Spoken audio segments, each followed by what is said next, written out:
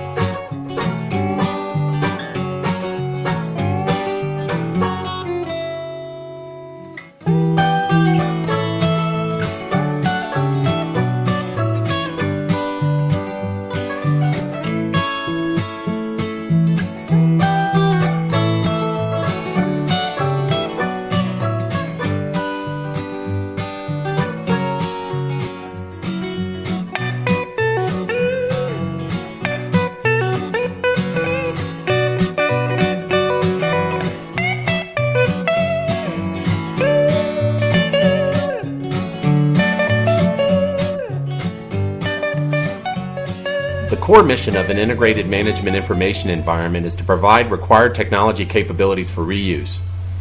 A true IME is requirements-driven, uses architectures to inform available capabilities and gaps, and exploits modern collaboration tools and proven open-source methods to rapidly deliver solutions. Because the technologies used in an IME are a consequence of specific requirements and not the latest shiny object or conference buzzword, an IME, when adopted, evolves efficiently, exposes costly stovepipes and redundancies, and provides many opportunities to significantly reduce both direct and indirect technology cost. For cloud computing evangelists, the IME's strong reliance on requirements and program management, identity architectures, reuse, and user experiences show the critical path to cost savings because all IME technology capabilities reside in the cloud. We have no local servers or software we depend upon because we only use those capabilities the DoD provides as a service to anyone connected to their network.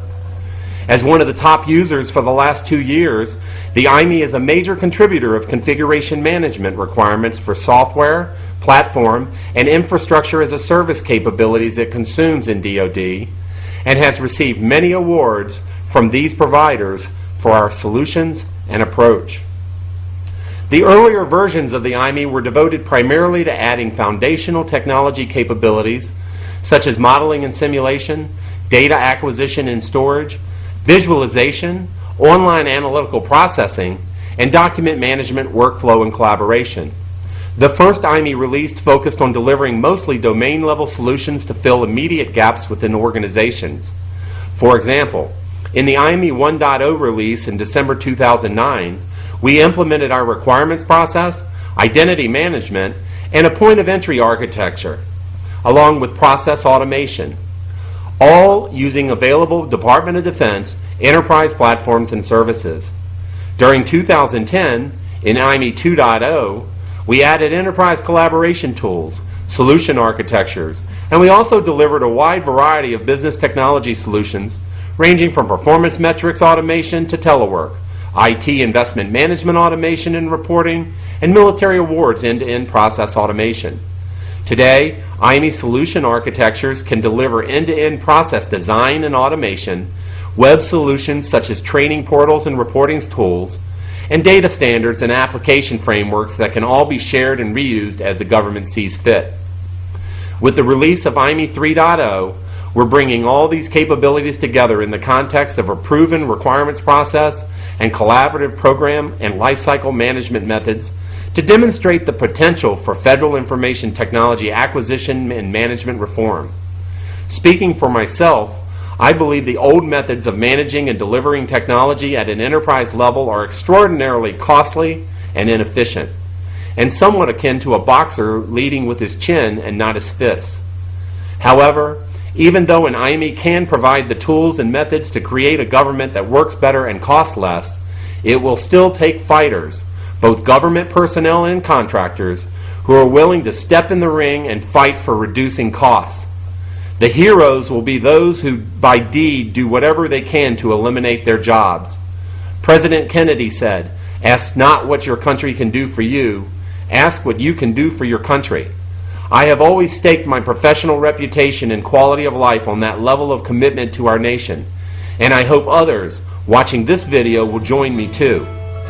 Anything can change when you're committed to doing the right thing, and I think it's time for us to do the right thing.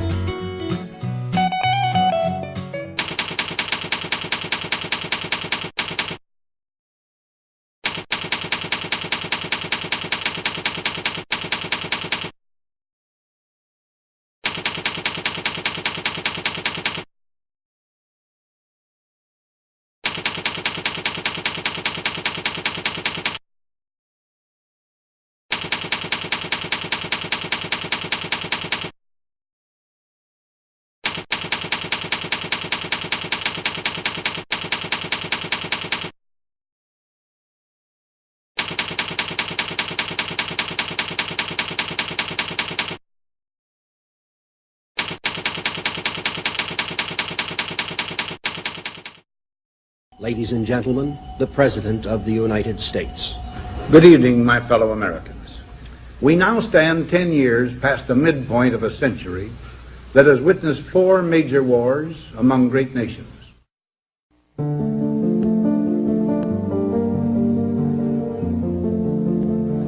Until the latest of our world conflicts, the United States had no armaments industry. American makers of plowshares could, with time and as required, make swords as well.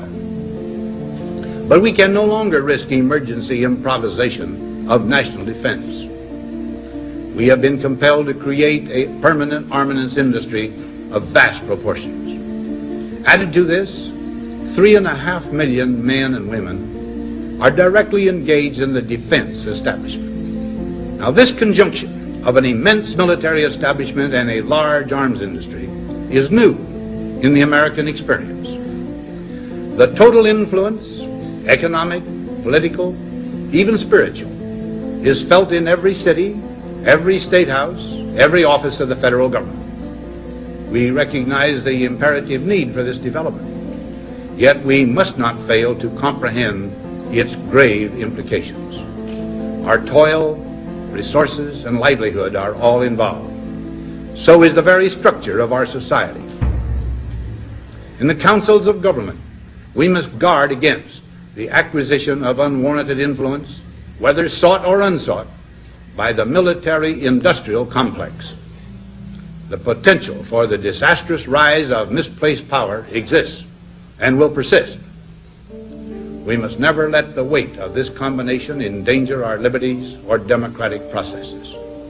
We should take nothing for granted. Only an alert and knowledgeable citizenry can compel the proper meshing of the huge industrial and military machinery of defense with our peaceful methods and goals, so that security and liberty may prosper together.